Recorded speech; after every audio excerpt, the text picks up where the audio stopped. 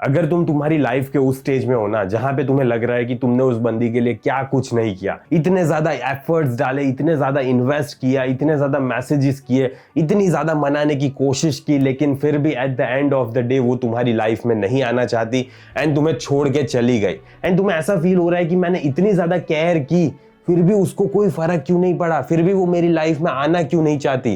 तो आज हम यही सारी चीजें समझेंगे कि the real reason she lost interest once you started caring. आखिरकार ऐसा होता क्यों है एंड तुम्हें क्या करना चाहिए ऐसी सिचुएशन में एंड क्या नहीं करना चाहिए, एंड कैसे फिर वापस फ्यूचर में ये सारी चीजें रिपीट ना हो तुम्हारी लाइफ में।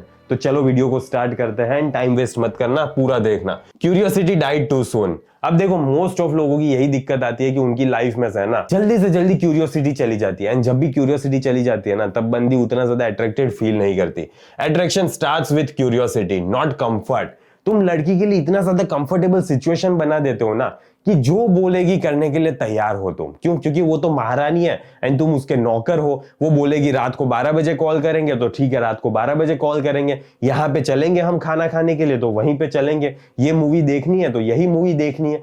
यही सारी चीजें जब तुम इतना ज्यादा एग्री करते हो ना तो वो इतना ज्यादा कंफर्टेबल बन जाती है, सारी चीजें तुमसे शेयर करेगी, लेकिन तुम्हारी लाइफ में नहीं आना चाहेगी वो बंदी।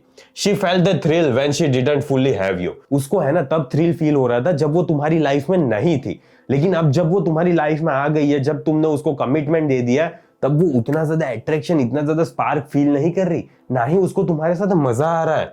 Once she felt secure too early, emotional excitement dropped। यही होता है, तुम उसको इतना जल्दी सिक्योर फील करवा देते हो ना कि इमोशनल एक्साइटमेंट जो होता है ना वो सारा इमोशनल एक्साइटमेंट की वाट लग जाती है, एंड इतनी ज्यादा जल्दी वाट लग जाती है ना कि वो कभी भी तुम्हारे ऊपर इमोशनली डिपेंड ही नहीं हो पाती। एंड अगर बंदी इमोशनली डिपेंड नहीं हो पाती तो क्या होता है, वो तुम्हारी लाइफ में नहीं आती। एग्जाम्पल, पहले ऐसा होता था, she used to wait for your text because you replied after work. वो तुम्हारे टेक्स्ट का इंतजार कर रही थी। क्यों इंतजार कर रही थी?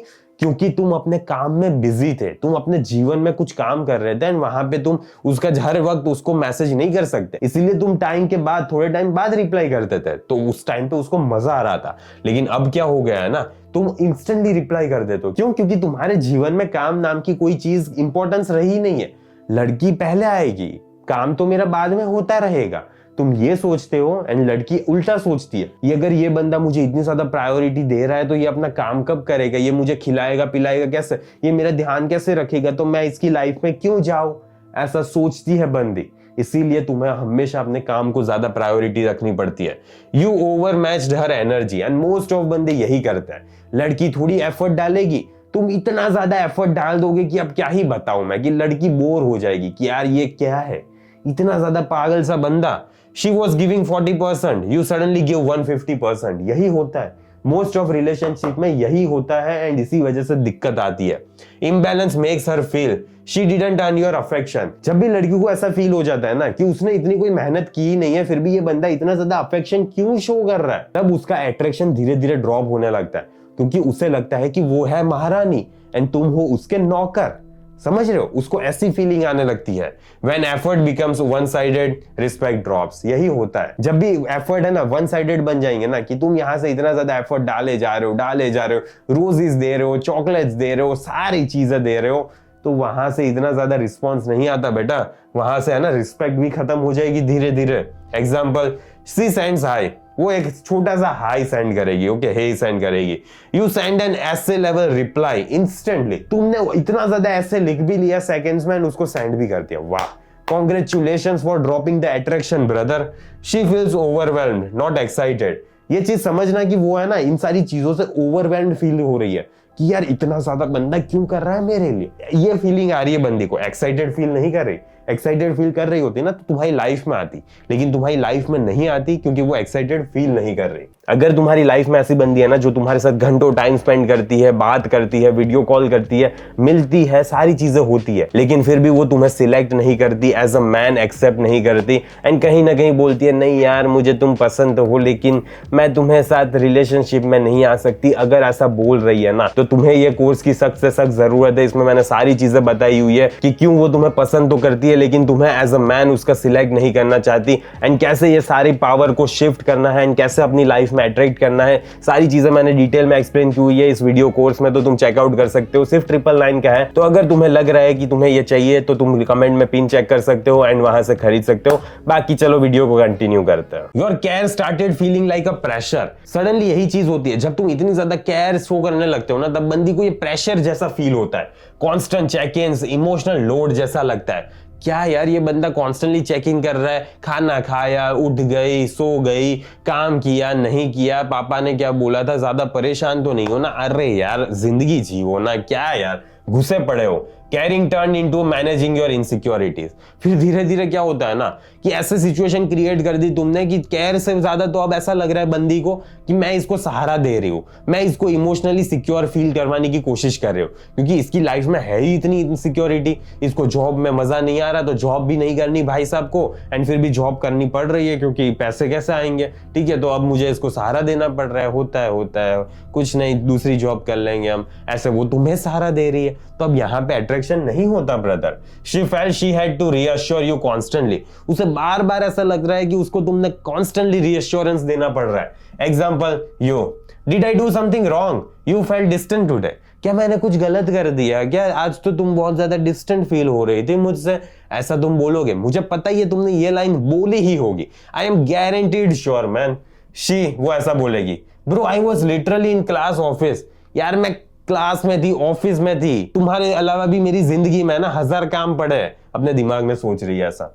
She is not upset at you, she is tired of explaining. यही होता है, वो तुम्हारे से अपसेट नहीं है, ना ही तुम्हारे से दुखी है, वो बस है ना बार बार तुम्हें एक्सप्लेन करते हुए छोटे बच्चों की तरह, नहीं मुन्ना मैं तुमसे दुखी नहीं हूं, ऐसा बोल बोल के थक गई है। उसकी लाइफ में 1000 प्रॉब्लम्स होती है, जैसे तुम्हारी लाइफ में 1000 प्रॉब्लम्स है ना, उसकी लाइफ में भी होती है।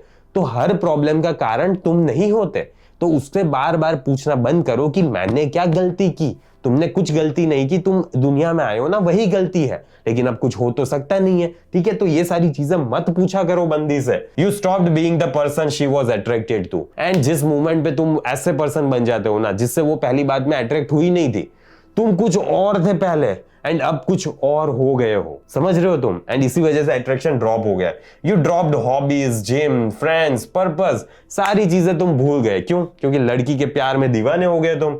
She liked the version of you that had a life. उसको तुम्हारा ऐसा वर्जन पसंद था जो रियली में लाइफ में कुछ उखाड़ रहा था, जिसकी जिंदगी थी। The moment she became your everything, she lost interest. जिस मोमेंट पे वो तुम्हारी सब कुछ बन गई ना, उसी मोमेंट पे इंटरेस्ट खत्म हो गया। एग्जाम्पल, पहले ऐसा होता था, you said I will see you after gym, मैं तुम्हें जिम के बाद देखूंगा, अभी मैं जिम में हूं, बिजी हूं, ओके। अब नाउ क्या हो रहा है पता है, I cancelled practice, I want to be with you. मैंने जिम छोड़ दिया क्योंकि मुझे ना तुम्हारे साथ रहना था, मुझे ना लवी डवी फीलिंग आ रही थी, मुझे बहुत ज्यादा इमोशंस जग रहे थे। इससे कुछ फायदा नहीं हो रहा तुम्हें। She doesn't see it as a romantic, she sees it as neediness. ये चीज याद रखना कि वो ऐसा रोमांटिक जेस्चर की तरह ये सारी चीजें नहीं देख रही, वो ऐसा देख रही है कि तुम कितने ज्यादा नीडी इंसान हो। She realized you can't walk away. And जिस मोमेंट पे ये चीज पता चल गई ना कि तुम कभी भी उसकी जिंदगी में से वॉक अवे करने का दम नहीं रखते, उसी मोमेंट पे उसे फील हो जाता है कि चैलेंज कुछ है ही नहीं इस बंदे में। एंड जिस मोमेंट पे बंदी को फील हो जाता है कि चैलेंज नहीं है, उसी मोमेंट वो तुम्हें इतना ज्यादा पसंद करती नहीं है। She sensed desperation. उसने कंप्लीटली तुम्हारे अंदर ये डेस्परेशन देख लिया कि ये बंदा कितना ज्यादा डेस्परेट है। Women lose interest the moment they feel zero risk of losing you. देखो लड़की है ना, उसी मोमेंट पे इंटरेस्ट लूज कर देती है जिस मोमेंट पे है ना उसे ये फील हो जाता है कि तुम उसको खोने से इतने ज्यादा डर रहे हो। उस मोमेंट पे लड़की को कुछ भी ज्यादा चेस, कुछ भी ज्यादा थ्रिल, कुछ भी ज्यादा चैलेंज फील ही नहीं हो रहा। A man who can walk away is equals to attractive. जो बंदा वॉक अवे कर सकता है वही बंदा अट्रैक्टिव लगता है। A man who begs for attention is equals to replaceable. जितना ज्यादा तुम अटेंशन के लिए भूख मांगते रहोगे ना, उतना ही ज्यादा तुम रिप्लेसेबल पर्सन हो। Example, she ignores your text for 4 hours. उसने तुम्हारे टेक्स्ट को 4 घंटे के लिए इग्नोर किया। अब क्या होगा पता है, earlier you were busy with your life. पहले तुम अपनी लाइफ में बिजी थे, तुम्हें कोई फर्क नहीं पड़ रहा था उसने मैसेज किया नहीं किया, कोई नहीं। अब क्या हो रहा है पता है, डिड आई से समथिंग रॉन्ग, प्लीज रिप्लाई यार, प्लीज रिप्लाई, मैंने क्या गलत किया। ऐसा करते रहते हो तुम एंड इसी वजह से दिक्कत आती है। चैलेंज डेड हो गया एंड अट्रैक्शन भी डेड हो गया। जिस मूवमेंट पे चैलेंज खत्म हो जाता है उसी मूवमेंट पे अट्रैक्शन भी खत्म हो जाता है। She didn't want a man who melted under emotion. उसे कभी भी ऐसा मैन चाहिए ही नहीं था अपनी लाइफ में जो इमोशंस के दबाव में अपनी सारी चीजें भूल जाए, अपने इमोशंस के सहारे वो जिंदगी जीने लगे। ऐसे बंदे पे कभी भी लड़कियां डिपेंड नहीं हो सकती।